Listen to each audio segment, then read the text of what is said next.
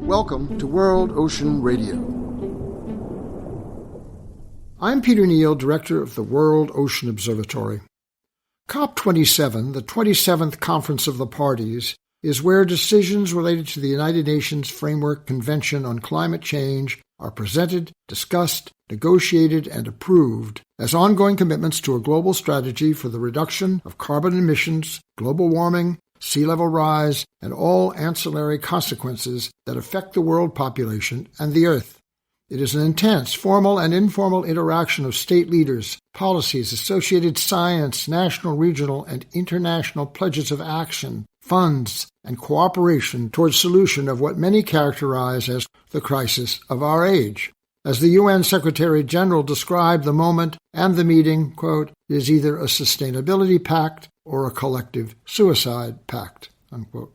The meeting comprises plenary sessions and major presentations, hundreds of side events, even more hundreds of corridor conversations and draft exchanges among heads of state, ministers, national and international bankers, policy and legal experts, corporate executives, philanthropists, NGO managers, and environmentalists, all attempting to draft effective recommendations, elicit financial commitments, and agree on the nuance of a final report that will become the new plan for global action, supplanting the last one, which remains unachieved. What to expect? One can take a cynical approach based on past performance, when pledges have been made, both specific goals to be met and funds to be invested, that have eroded as a result of some hypocrisy, or more politely, a predictable lack of original intent, a global pandemic, an unexpected war in Europe, an ensuing threat of world inflation and economic hazard. The core of it all is energy, oil, gas, and coal, on which the world economy has historically depended, and the diminished consequence of which is at the center of global climate strategy. Chinese dependence on coal and European dependence on Russian oil are key. The American oil companies and other producing nations, Saudi Arabia and the other OPEC members, are fellow travelers, profiting handsomely from undiminished need. The value of alternative technology and production increases, but not to scale. Methane release levels are highly elevated. Glaciers and sea ice melt are accelerating. In 2022, global carbon emissions are projected to reach record highs.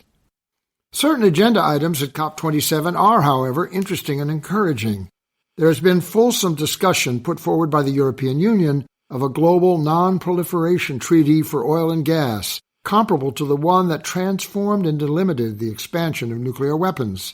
There has been an open discussion of, quote, loss and damage, the measurable impact, especially on developing nations, of changing climate conditions on air quality, food production, water, public health, and more.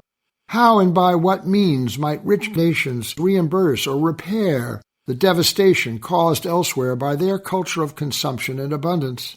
To do this, how will committed funds be allocated? Will the international finance agencies modify their past areas of interest and restrictions to become dedicated trustees of such funds and an accountable agency for equitable distribution?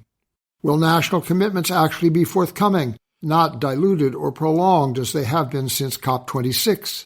What kind of partnerships and efficiencies can be realized to deal with regional challenges in Southeast Asia, India, and Africa to enable transitions? Will methane emissions be curtailed at last? Can carbon markets become real? Can greenwashing of projects be controlled and protected? Public awareness exposing investment products that aren't what they say or fail to do what they claim. The Conference of the Parties is a fascinating, complicated thing, combining science, policy, vested national interests, private agendas, and citizen demand into a public declaration of intent, a detailed set of aspirational exigencies and specific actions that must be taken. The final communiqué will make for subtle reading. Truth will be in the details. The details will be a function of actual funding received.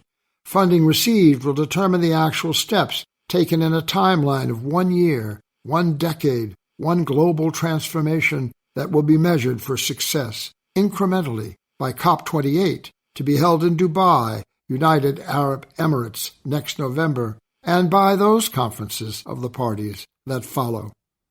Sustainability or suicide? That's the question. We will discuss these issues and more in future editions of World Ocean Radio.